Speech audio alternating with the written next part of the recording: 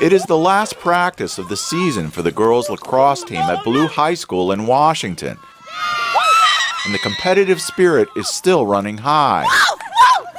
This is the first year Ballou has had a lacrosse team, and the first time these girls have played the sport. They lost every game, but their coach Holly McGarvey still considers the season a success. So let's get in there, let's work together. We're going to do a little bit more on numbers now, okay? All right. You know, I think the goal each year is going to change. This year, I think just starting and building, a foundation that we can build from and, create a tradition here of women's lacrosse at Ballou. Building a foundation in one of the poorest and most violent neighborhoods in Washington is not easy. 85% of Ballou students participate in the National Free and Reduced Lunch Program, an indicator of poverty. In the past 6 years, more than 40 Ballou students have died violent deaths, many of them victims of drug violence. Make it big. Raman Branch is the school's principal. One of the components is, as you know, the drug culture kind of came into a lot of our cities. It really, shattered, a lot of poor communities, a lot of families in poor communities. And our children come from those broken homes. Our children come from those splintered communities. What kind of cells are we made up of? Ballou's low point came in 2006 when less than 60% of the senior class graduated. School administrators decided they needed to make changes. Foremost was creating an environment where students could leave their street-hardened survival skills at the door. Another, expanding after-school activities like girls lacrosse.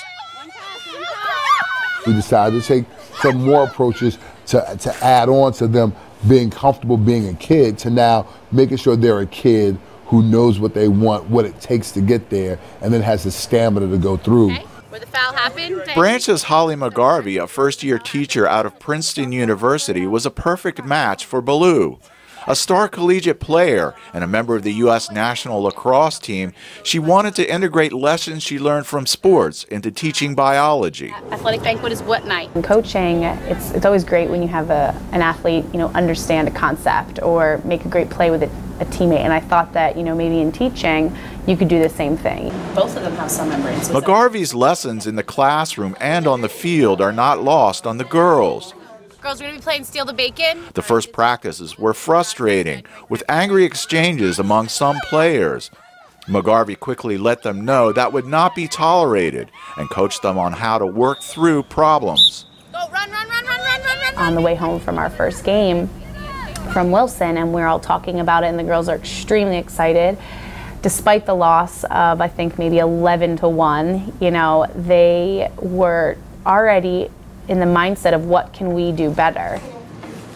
Sophomore Talicia Joyner says lacrosse has kept her away from negative things and more focused on her future. I really want to play in college because it'll keep me in shape and it'll help me stay focused and want to do something, because if you play a sport, you have to have your grades up. Also, they're not going to let you wear them if you say anything. If you are counting wins, it was a tough season for Ballou, but you wouldn't know that from looking on the girls' faces.